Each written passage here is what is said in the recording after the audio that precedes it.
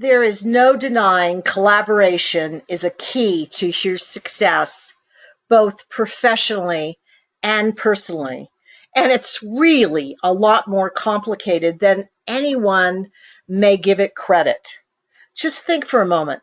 Today, no one company, either small or large, possesses the knowledge, the skills and techniques needed to solve cross-functional problems, to create new services or products, or even to overcome those big hurdles facing everyone today.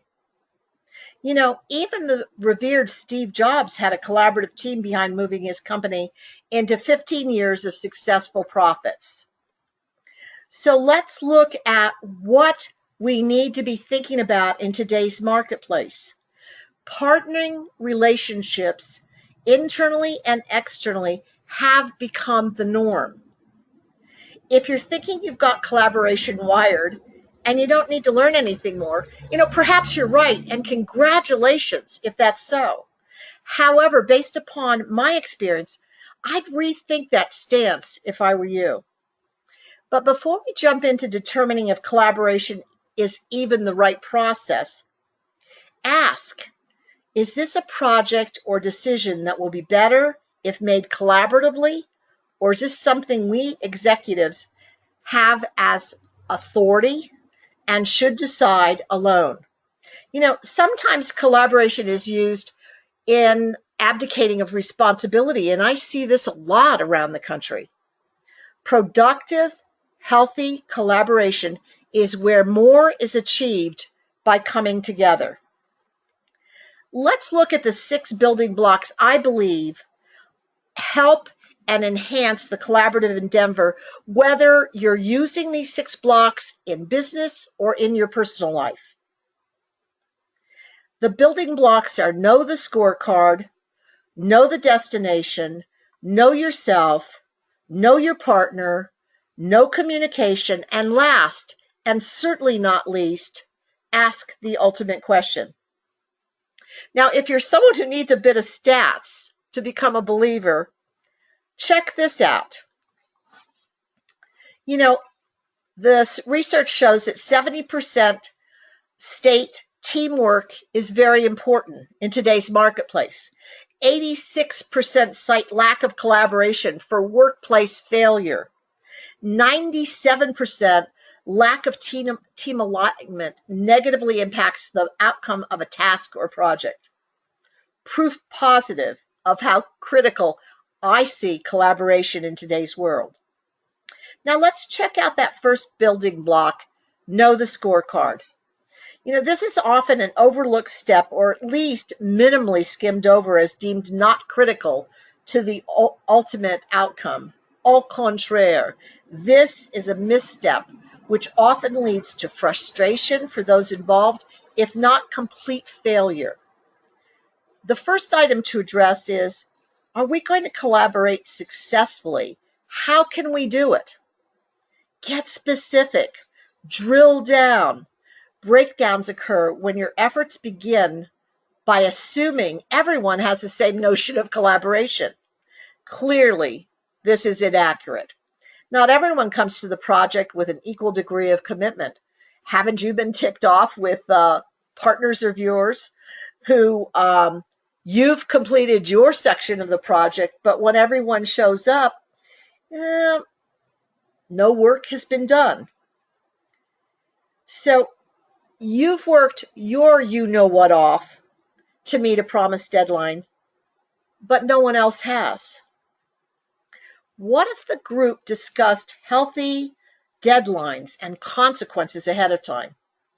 Or what if everybody agreed on a more workable structure so that success could come out and emerge out of this collaborative endeavor? How much more productive do you believe your collaborative efforts would be? Another consideration that often is missed is who's going to make the final decision? The group as a whole, or perhaps a senior stakeholder? Why do I consider this important?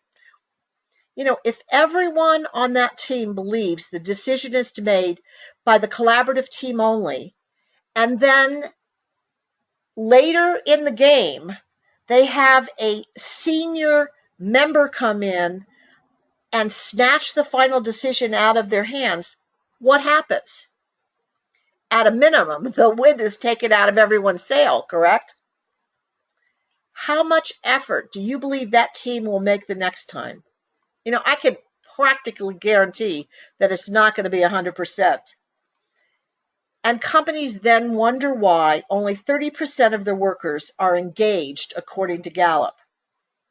Check how important knowing the scorecard is. In a Hayes study, 70% of best practice collaborations initiatives are based from the start on clear purpose.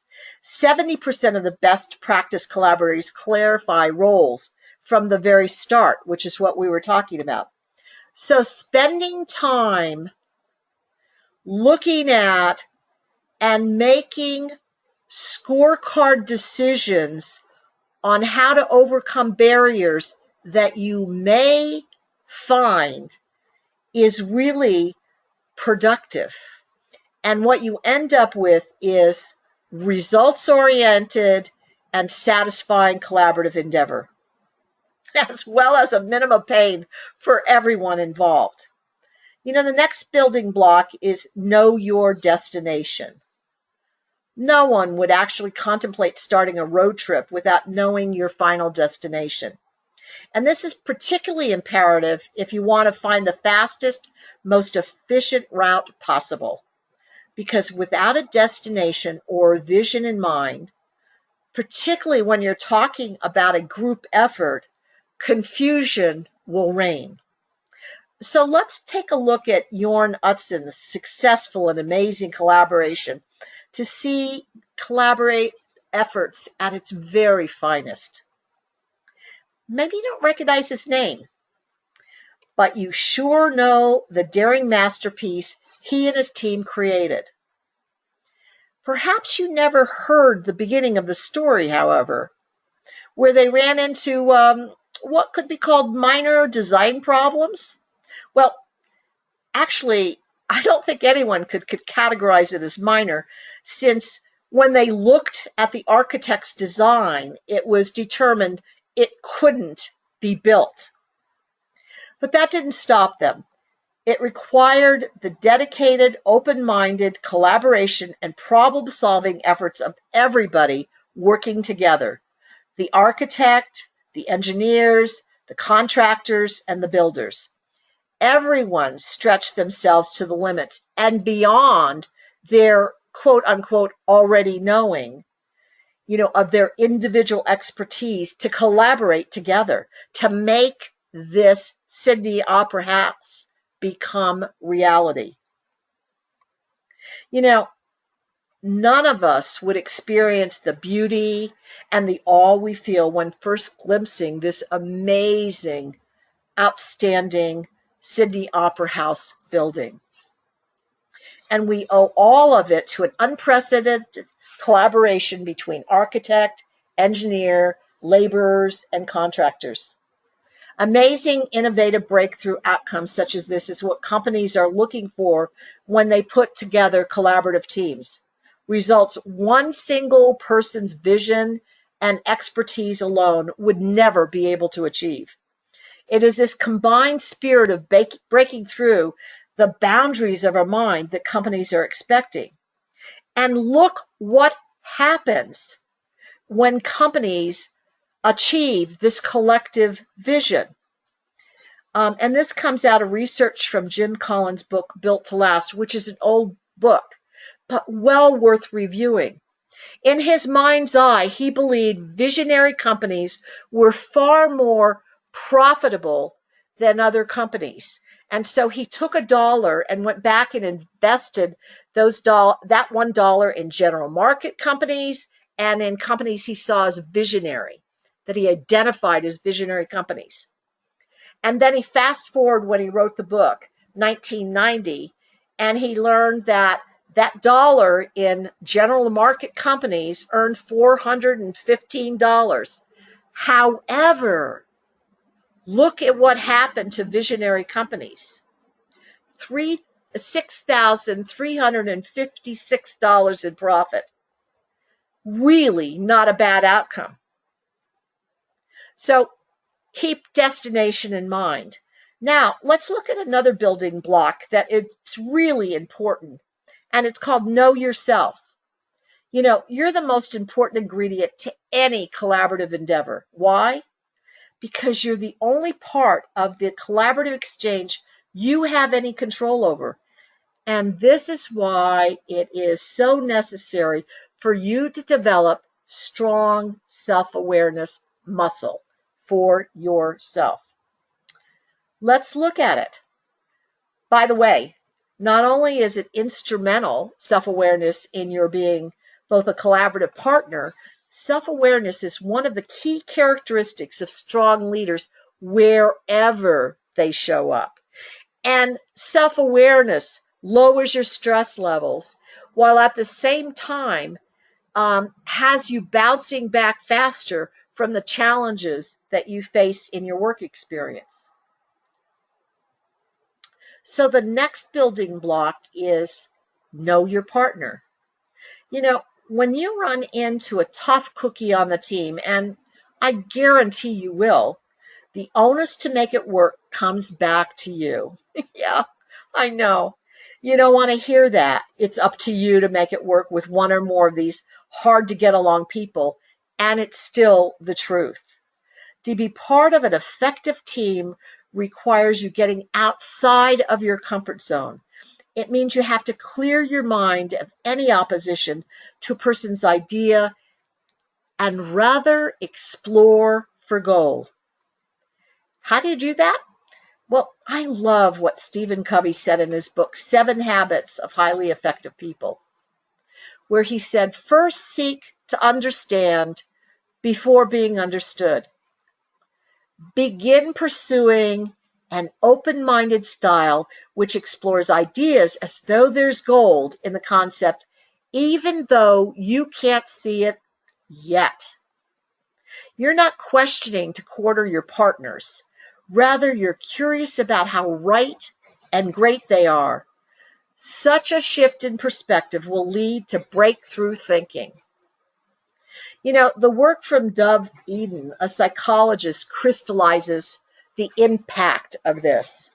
You know, he told a group of military training officers the command potential, quote unquote, the command potential of each trainee ahead of time based upon the results of testing. What these officers didn't know was that the so-called potential scores, along with all the supporting data, was completely bogus. Do you hear that? Bogus. In fact, the scores were randomly assigned and had nothing whatsoever to do with anyone's intelligence, past performances, or their abilities. You know, after the experiment, the soldiers, thought by the training officers to have high, quote unquote, command potential, performed far better on average. It appears the trainees had taken on characteristics ascribed to them. You see, getting more out of people by committing to their strengths shows up all over in research. You know, I'm a Strength Scope accredited person, so call me if you're interested in this. But it helps you get more out of people by connecting to their strengths. And it has them improving their confidence. And it shows that they can best contribute more at work when you're tapping into their strengths. So how you relate to your partners, your collaborative partners, and think about those people you're working with, whether family members or business members, not to mention your children, by the way, has a big impact on how they perform. You see, knowing yourself and knowing your partner is essential. To help you understand what I mean, think back to a narrative we all know. Adam and Eve and the serpent. An interesting collaborative group if ever I saw one. Remember how Eve came to the table with knowledge she should not eat from the tree, and yet she gave her power over to the serpent. Yes, someone else is smarter, brighter, or more knowledgeable on the team, so I choose to stay in the background and let someone else run the show. I choose not to believe in myself or speak up. That's Eve. But then there is Adam, who didn't show up very well either in this collaborative trio. He turned all of his power over to Eve and the serpent, and then took no responsibility whatsoever for what occurred. That's just what everyone wants from a collaborative partner, right? No. Collaboration requires everyone appreciating and utilizing their strengths as well as those of their partners. Time to move on to the next building block. Know how to communicate. Strong, healthy communication is central to any successful project. Actually, when you think about it, communication is the number one skill for a successful career, and it certainly is foundational for an effective collaborative team. When I'm discussing communication, I am not simply referring to the talking element. I'm also referring to the listening element, which is sometimes even more critical for successful collaboration. Listening is a powerful relationship booster. And then there's the speaking part. Unknowingly, executives in collaborative efforts present an idea based upon their own thought process. However, the receiver can't hear because they speak a different language. By that, I'm not meaning they speak Russian while you speak English. What I mean is their mind is wired differently than your own. To be heard and to be followed, you need to present your ideas from the mindset of being receiver-centric. How do you do that? You observe, you listen, you question what you said was in fact interpreted the way you meant it. You don't assume ever. Now let's look at the sixth one. Ask the ultimate question. What does this mean? Well, you've done all the work. The group has arrived at several options. What's the final recommendation to be? No longer can employees allow their unconscious biases to rule the decision process. Even if you feel loyal to one option over the other, or one recommendation favors the service or sales department where your future resides, you can't let that rule the day. What each individual on the team has to do is give up their allegiance and focus on what is the best decision for the company.